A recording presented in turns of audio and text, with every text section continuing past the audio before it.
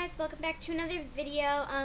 Today is, I guess you could say, another reading video or whatever you really want to say. It is about 8:45, which is really close to my bedtime. So I'll probably be staying up after 9, which is usually my bedtime. So I just took a shower and just got ready, and I decided to read the book Butterflies. So I'm just gonna read one chapter of an intro, and if you guys want to, I would really suggest getting the book Butterflies. It's really cool. I'm just going to read an intro to see if you really want it or not, to decide. So before we start, if you like all my videos and you have been watching me for a while, make sure to subscribe. And if you just like this video in particular, please like it. You can do these only if you want to. So let's just get into this intro of the book. So I don't want to read the whole story to you because I really want to encourage you guys to buy it. I haven't read it yet, but by just looking through it, it looks like a very good book.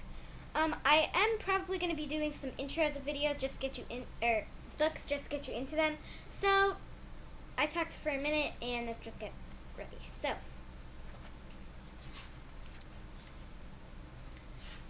the little note at the front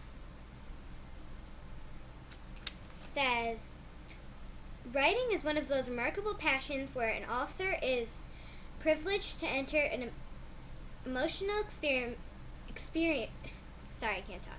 experiences that enable personal discovery. I have written since I was a little girl, exploring the relationships of family life, the complexities of growing up in a post-war Hungarian refugee family, the dramas of a wider world. I often write about the people I love, the events I have touched, my past and my present. My children and my family have always been and continue to be an important reason for my writing. So I so greatly want them to make sense of the world, which at times is difficult and confusing. I want them to find inspiration and fulfillment and discover that the world is wonderful. Butterflies has been a personal journey of discovery where I entered into the lives of burn survivors and found humor, courage, and hope. This is what I want those who read my books to discover themselves. That is why I write. Susan Gervais. So that's very inspirational little message there. Sorry I did some pausing because I'm not good at reading out loud. I really like to read them quietly. But we are going to get right into it. So, Butterflies. Special thanks given to Dr. Hug Martin for the time he generously donated in assisting with the medical advice in the writing of Butterflies. Special thanks is also given to remarkable doctors and staff of the burn unit, the Children's Hospital, Westmed, NSW. While all the characters who inhabit Butterflies are fictional, the inspiration for Butterflies is the courage for all who have passed through the fire. So I guess this is about burn fires, but I hope you guys enjoy this first chapter. So, Chapter 1. Jessie, don't you think Mr. Roberts is the best English teacher? If you say so, Catherine. It's really hot. I really don't care. She slings her school bag over her shoulder. This bag is heavy. I've got so much homework to do tonight. All we can do. Can you stop complaining? I'm not. But it's stinking weather and I've got a ton of homework. Are you going to the horror festival, Jessie?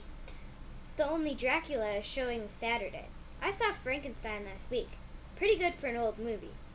I'll go and see it if I finish my Romeo and Juliet homework. I hate Mr. Roberts.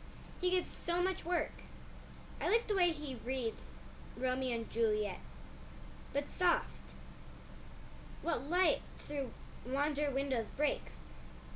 It is the east and Juliet is the sun. Well, I don't. Jessie smiles suspiciously at Catherine.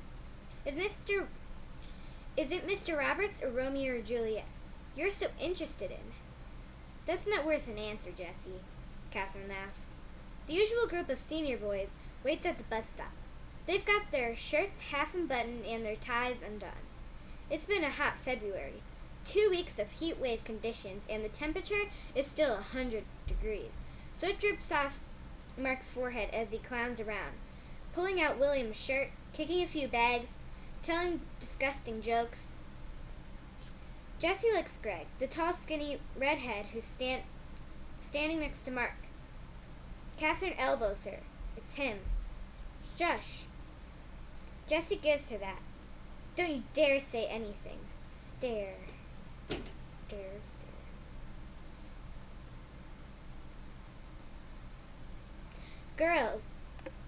Girls coming, Mark calls out.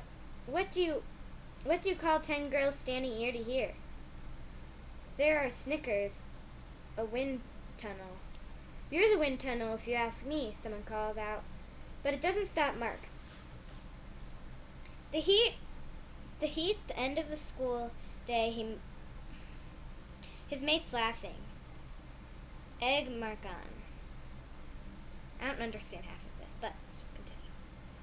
Catherine trips over Jessie's bags as she drops it. Sorry. Mark looks. Can't keep on your feet? He stares at her. Look, it's Dracula. He laughs. You have to hide yourself in a paper bag if you want love at first bite. Mark smiles at his cleverness. Some of his mates laugh. Catherine looks up at him, her face flushed. Jessie grabs her arm. Why don't you shut up, you idiot, she yells at Mark. Who'd even bite you? Not Dracula, that's for sure. He wouldn't want blood poisoning. They're sniggering. Jessie whispers. Don't worry about him, Catherine. As the bus pulls in, she says aloud, Mark's a pain in the neck. Everybody laughs. Contemptuously, Jessie taunts him. Why don't you get a life, Mark? Sure thing, as if you'd known what a life is. Mark reddens as he runs his hand through his hair. It's all right, Catherine lies. I don't care. The hot air makes eucalyptus crinkle and crack in the summer heat. She glances at the trees through the bus windows. I've got to pretend. Suddenly she looks far away in the cracking leaves and the broken skin. Why did you say that? Think that? What I have done to you, Mark? I was happy today.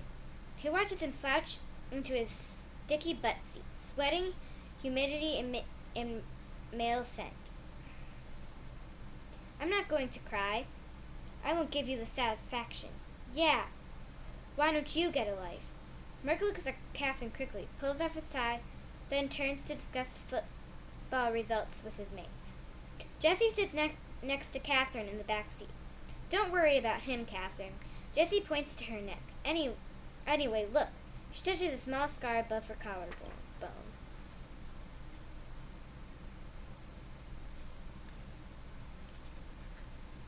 Look, I've got this.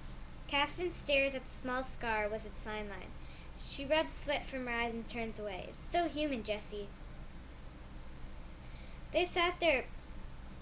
They say there'll be storms tonight. Can you study in this heat? I've got to study. Jessie reverts to complaining about school subjects, teachers, and exams.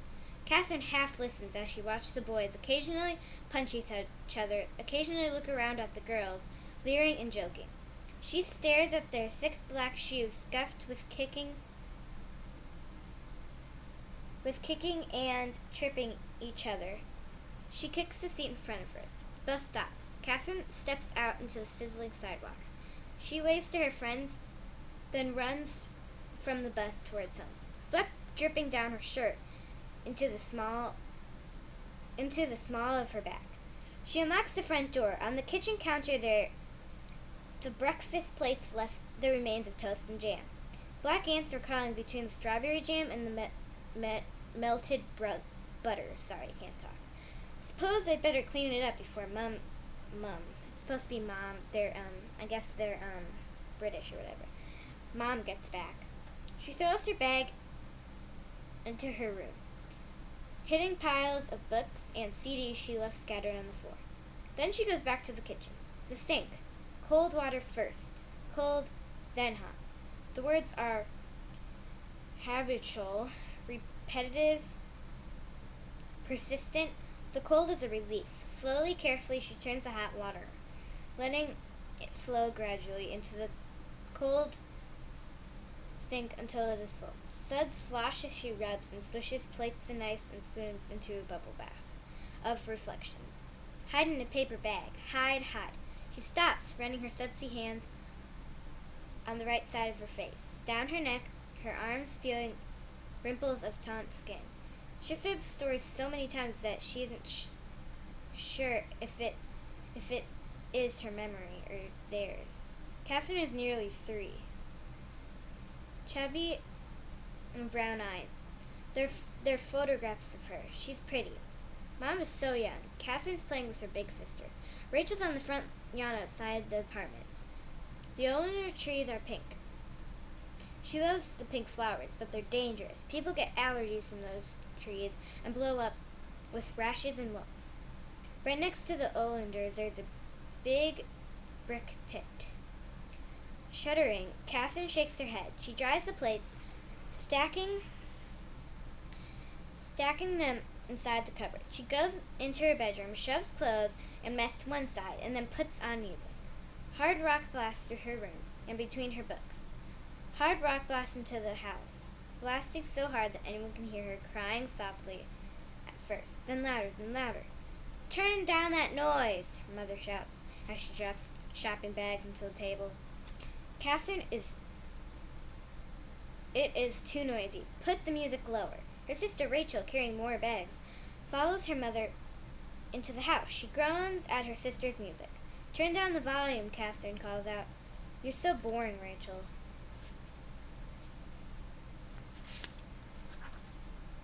So yeah, guys, there is a lot more to go to the end of the chapter. Not that much, but I don't know if I'm going to post this or not, but, yeah, it is not my favorite book, I guess you could say.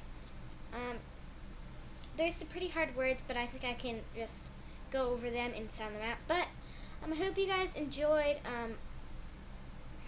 so yeah, see you next time.